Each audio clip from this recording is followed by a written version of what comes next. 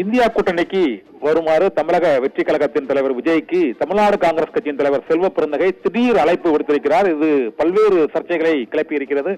இது தொடர்பாக இந்த திடீர் அழைப்பு தொடர்பாக மூத்த பத்திரிகையாளர் பிரியன் நம்மோடு இணைந்திருக்கிறார். அவரிடம் கேட்கலாம். சார் வணக்கம் சார். இந்த செல்வ பெருந்தகையின் திடீர் அழைப்பின் பின்னணி என்ன சார்?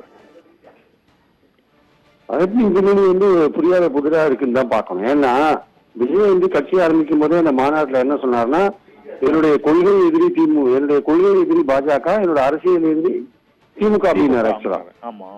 அப்படி சொன்ன பிறகு இந்தியா கூட்டணின்றது இங்க திமுக தமிழ்நாட்டை பொறுத்த மட்டும் திமுக தலைமையில இருக்கிற கூட்டணி தான் இந்தியா கூட்டணி. அதுல காங்கிரஸ் ஒரு அங்கமா இருக்கு.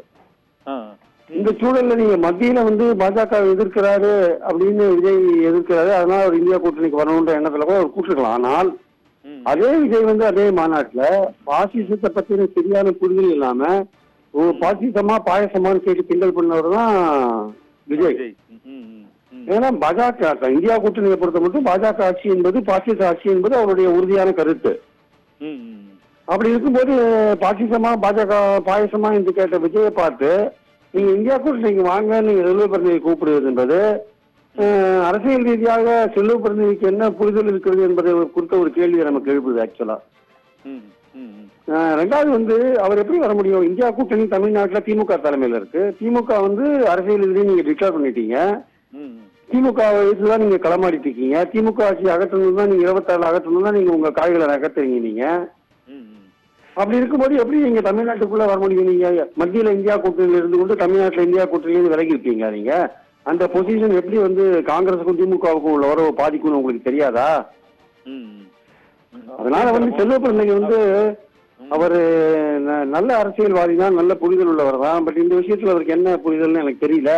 ஒரு வழக்கமாக அந்த சிபிஎம், விடுதலை சிறுத்தைகள் இவங்க எல்லாம் கொடுக்குற குறைச்சல் மாதிரி நம்மளும் கொடுத்து பார்க்கலாமே திமுகவுக்குன்னு நினைக்கிறாரோன்னு ஒரு வேலை.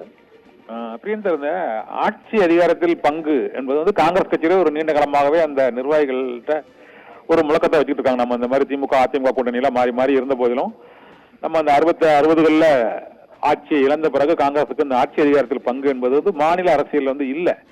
ஒருவேளை அந்த தொண்டர்களின் உணர்வை பிரதிபலிக்கும் வகையில திடீர்னு நடிகர் விஜய் இந்தியா கூட்டணியில தான் இழைக்கணுங்கிறார். அதில் இன்னொரு முக்கியமா ஒன்று சொல்றாரு, இந்துத்துவ சக்திகளை தகர்க்க வேண்டும் அல்லது அவர்களை அழிக்க வேண்டும் என்றால் நாம் ஓரணியில் இணைய வேண்டும். அப்போ அதுக்கு இந்தியா கூட்டணி தான் அதுக்கு பொருத்தமான கட்சியாக அமைப்பாக இருக்கும் என்று செல்வ பெருந்தகை தெரிவித்திருக்கிறார். அதாவது திருநாவுக்கரசர் அதை நான் வழிமொழிகிறேன்னு சொல்லிட்டார். 2 மூத்த தலைவர்கள் சொல்லியிருக்கிறதுனால 2026 சட்டமன்ற தேர்தலில் காங்கிரஸ் தாவேகா அந்த கூட்டணி ஏற்படுவதற்கான அந்த வாய்ப்பு இருக்கா சார்? திமுக கூட்டணியில ஏற்கனவே உடையும்னு ஒரு சொல்லிட்டே இருக்கிறாங்க. இப்போ விசிகா அந்த ஆட்சி அதிகாரத்தில் பங்கு என்று அவர்கள் அந்த சர்ச்சை இப்பதான் முடிஞ்சிருக்கு.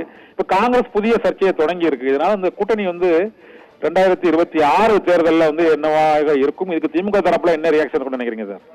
இல்லைங்க, இந்த ஆட்சி அதிகாரத்தில் பங்கு விஜய் அறிவிச்சது ஒரு முக்கியமான திருப்பமுனை தான். அது சந்தேகம் கிடையாது. தமிழ்நாட்டு அரசியல கட்சி ஆரம்பிக்கும் போதே நம்ம கூட வரவங்களோட நம்ம அதிகார பகிர்வு வைத்துக் கொள்ளலாம் என்று அவர் சொன்னது முக்கியமான திருப்பம். நான் இல்லைன்னு மறுக்கல. ஆனால் அந்த அதிகார பகிர்வு என்பது ஆட்சியில் பங்கு அல்லது அதிகார பகிர்வு என்பது இயல்பாகவே அமைய வேண்டிய ஒரு சூழல். தமிழ்நாட்டில் இந்தியா கூட்டணியை திமுக தான் தலைமை தாங்கிட்டு இருக்கு. அது அதிக இடங்கள்ல நிற்கும், அதிக இடங்கள்ல மெஜாரிட்டி பண்ணணுன்ற எண்ணத்துல அது போட்டி போடுது ஆக்சுவலா. அப்படி அது போட்டி போட்டுமே மெஜாரிட்டி ஆட்சி பெற முடியல, 96 மாதிரி திமுக ரொம்ப குறைவான இடங்களே பெற்றதுன்னா இப்ப இருக்கிற கட்சிகள் அதிகாரத்தில் பங்குன்ற ஒரு விஷயம் ரொம்ப வேகமாக பேசப்படுவதால் அதற்கான வாய்ப்புகளை முயற்சி பண்ணி பார்க்கலாம். 96 அந்த மாதிரியான பேச்சுக்கள் இல்லாதனால பாமகவோ காங்கிரஸோ அப்ப கருணாநிதிட்ட ரொம்ப டிமாண்ட் வைக்கல அவங்க ஆக்சுவலா. இப்போ அந்த பேச்சுக்கள் இருக்கிறதுனால திமுகவே இவங்களை சேர்த்து கொண்டா நல்லா இருக்கும் அப்படின்னு நினைக்கலாம். ஆனா ஸ்டாலின் கொஞ்சம் ஒன் ஸ்டெப் அகைடுன்ற மாதிரி கொஞ்சம் அரசியல் ரீதியாக பார்க்கும்போது இப்போ இதுல ஈரோடு கிழக்கிலேயே காங்கிரஸ் சீட்டை திமுக போட்டி போடுகின்ற போது காங்கிரஸ்காரங்களுக்கும் அது கொஞ்சம் வருத்தம். அந்த சீட் எப்படி கொடுக்கப்பட்டது அப்படின்ற ஒரு விஷயம் இருக்குல்ல, அது வற்புறுத்தலால் கொடுக்கப்பட்டதா இல்ல வாலண்டியரா கொடுக்கப்பட்டதா, தியாகம் என்று சொல்லி கொடுக்கப்பட்டதா, அதெல்லாம் தெரியாது. ஒரு அந்த கோபத்துல கூட நம்ம கிட்ட பிடிங்கிட்டாங்களேன்ற கோபத்துல கூட காங்கிரஸ்காரங்க கொஞ்சம் சமாதானம் பண்ணணும்னு கூட செல்வ பெருந்தகை இந்த மாதிரி பேசியிருக்கலாம். திமுகவுக்கு ஒரு சின்ன ஒரு சங்கடம் கொடுக்குற மாதிரியான ஒரு பேச்சை எடுத்திருக்கலாம். மற்றபடி அதிகாரத்தில் பங்கு என்பது இயற்கையாக அமையக்கூடிய ஒரு விஷயம். ரெண்டாவது நீங்க இந்தியா கூட்டணியை நீங்க மாநில அளவுல தான் நீங்க பார்க்கணுமே தவிர ஆல் இந்தியா அளவுல நீங்க பார்க்க முடியாது. ஆல் இந்தியா அளவுல திமுக அதுல பிரதானமான பங்கு வகிக்குது. அப்படி இருக்கும்போது அங்க வந்து மாநில இந்தியா அளவுல வந்து நீங்க இந்தியா கூட்டணியே இப்ப பிரச்சனையில இருக்க வச்சுக்கோங்க.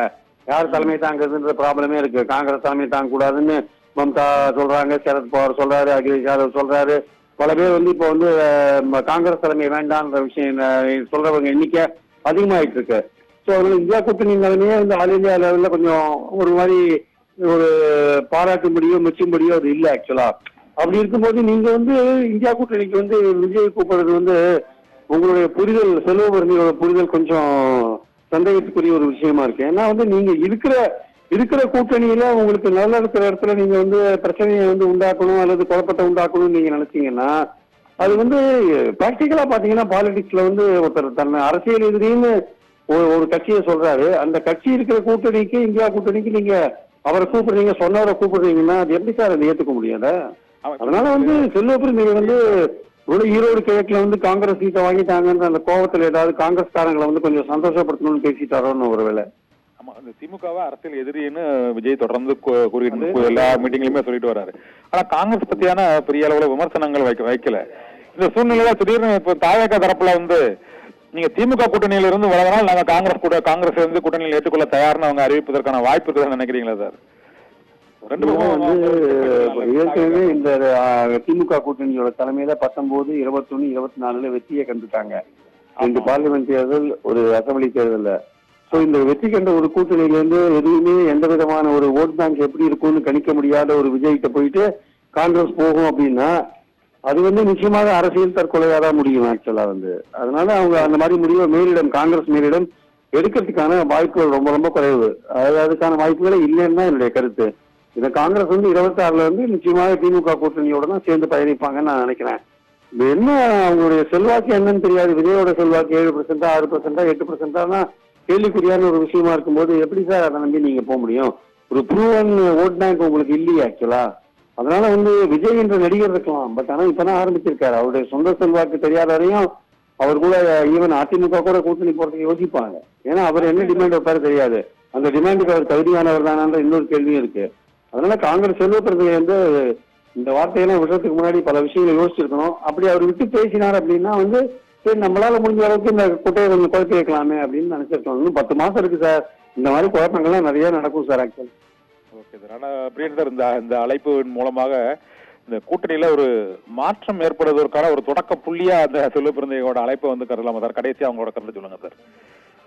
இல்ல அப்படி நினைச்சு செல்வப்பிரந்தை பண்ணினார்னா அது வந்து அது யதார்த்தத்துக்கு பொருத்தம் இல்லாத ஒரு எதிர்கால வெற்றியை வந்து புறக்கணிக்கிற ஒரு செயலாதான் முடியும். Okay sir.